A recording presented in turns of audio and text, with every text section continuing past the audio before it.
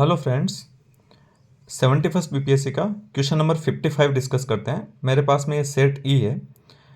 इसमें पूछा गया पीरियोडिक लेबर फोर्स सर्वे 2023-4 के बेसिस पे कुछ स्टेटमेंट गिवन है।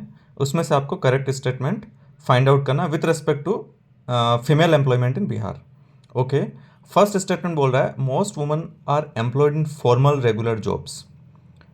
तो ये तो आप स्टेटमेंट देख के बता सकते हैं कि फॉर्मल जॉब यहाँ पर है, तो ये स्टेटमेंट तो रॉन्ग है। रीज़न बीइंग कि अपनी बिहार की इकोनॉमी में, इनफैक्ट इंडिया की इकोनॉमी में भी फॉर्मल एम्प्लॉयमेंट काफ़ी कम है। फॉर्मल एम्प्लॉयमेंट मीन्स कुछ उसका क्राइटेरियाज होता है, जैसे उसका पीएफ कट रहा है, उसको रेगुलर लीव मिल रही है, तो उस टाइप का एम्प्लॉयमेंट तो यहाँ पर काफ़ी कम है। मैक्सिमम जॉब जो यहाँ पर अपना बिहार की इकोनॉमी में है वो इनफॉर्मल जॉब ही है। तो मोस्ट वुमन मीन्स यहाँ पर अपन लोग बात कर रहे हैं मोस्ट मीन्स 50% से अबोव। मोस्ट या मेजोरिटी जैसे वर्ड यहाँ पर यूज़ किए गए हैं, दैट मीन्स कि आप बात कर रहे हैं 50% से अबोव, है ना। तो वो क्राइटेरिया तो मीट यहाँ पर नहीं हो रहा है। तो फॉर्मल एम्प्लॉयमेंट वाला पहला तो, and that too regular wage यहाँ वर्ड लिखा हुआ है, तो ये तो अपने को पता है कि ये स्टेटमेंट रॉन्ग है। ओके, अब सेकंड स्टेटमेंट देखते हैं। Majority of woman are self employed often serving as helpers in household enterprise. इसको भी रख देते हैं, इसको डिस्कस करेंगे। फिर अपन लोग स्टेटमेंट नंबर सी देखते हैं। Majority of woman were engage in secondary sector. अब अगेन यहाँ पर आप देखो, सेकेंडरी सेक्टर किसको बोलते हैं? जो इंडस्ट्री होती है, इंडस्ट्री है, मैन्युफैक्चरिंग है, उस टाइप की जो चीज़ें होती है ना, वो अपना सेकेंडरी सेक्टर होता है। प्राइमरी, सेकेंडरी, टर्सरी सेक्टर ये अपन लोग पढ़ते हैं। तो सेकेंडरी सेक्टर में इस टाइप की चीज़ें आती है जिसमें रॉ मटेरियल से कुछ प्रोडक्ट तैयार किया जाता है, खासकर मैन्युफैक्चरिंग टाइप की चीज़ें। तो ये चीज़ भी अपने को फैक्ट है कि बिहार में सेकेंडरी सेक्टर उतना डेवलप्ड है ही नहीं।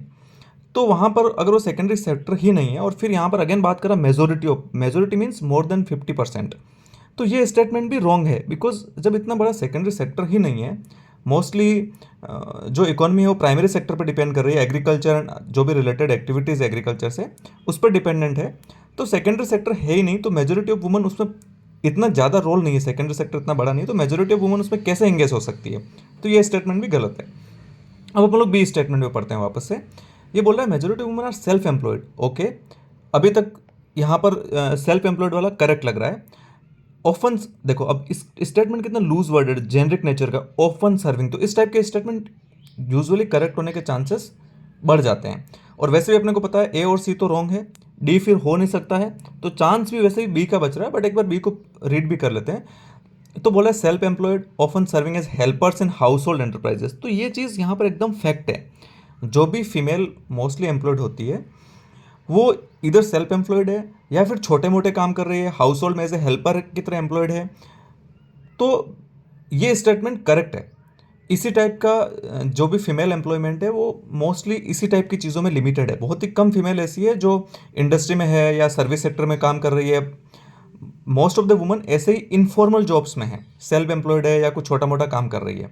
तो ये स्टेटमेंट भी उसी की तरफ इंडिकेट कर रहा है, तो इसका करेक्ट आंसर होगा बी।